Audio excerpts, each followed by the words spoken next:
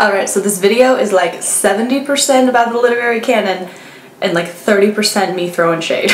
So Ariel Bissett made a video about the literary canon, and if you haven't seen it, English majors, I'll link it in the bottom bar. I encourage you to go watch it before you watch my video, just so you have like a lay of the land, I suppose. What is the literary canon? I'll tell you, because I actually totally needed a definition. The term literary canon refers to a classification of literature. It is a term used widely to refer to a group of literary works that are considered the most important of a particular time period or place. So basically all the works of literature that our English teachers told us were important, but we didn't understand why because they were boring as shit, those are a part of the literary canon. And one of Ariel's points was that people are now rejecting the canon because it was decided upon years ago by a group of white men.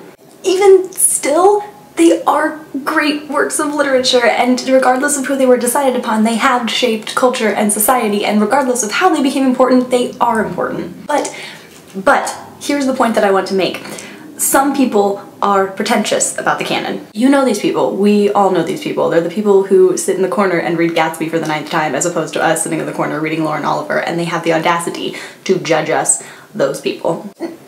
Ugh. Just because books are renowned does not mean that that is all you should read. And it does not mean that any books that come after them aren't important. I have a friend, and when The Fault in Our Stars came out, I threw it at him. I practically threw it at him, and I was like, you need to read this book. Because, I mean, it's The Fault in Our Stars. He gives it back to me a week or so later, and I was like, did you love it? Did you love it? What was your favorite character? Did you like the eulogies? That's what I look like when I get excited.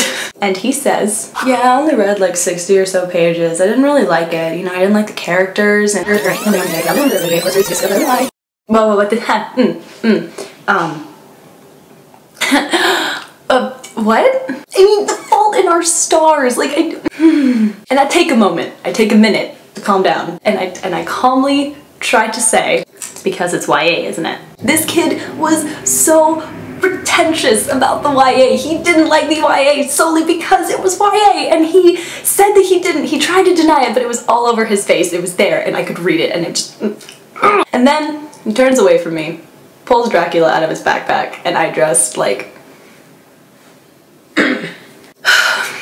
This moves me into Ariel's second point. She said that we now have the power to shape the literary canon and the direction that it's going in, which is absolutely true. Because books like The Fault in Our Stars, they do that. I can remember very few times in my life where everyone across multiple age groups was reading a single book and talking about a single book. When it came out, you couldn't go anywhere without hearing about it. It was literally everywhere. Everyone was enthralled by it. That book became important. We don't understand why books become important, they just do. I was talking with a friend, and she said that Looking for Alaska will probably be read by our children by the time that they're in school because it accurately reflects some of the stuff that like our age group was definitely going through at a certain point.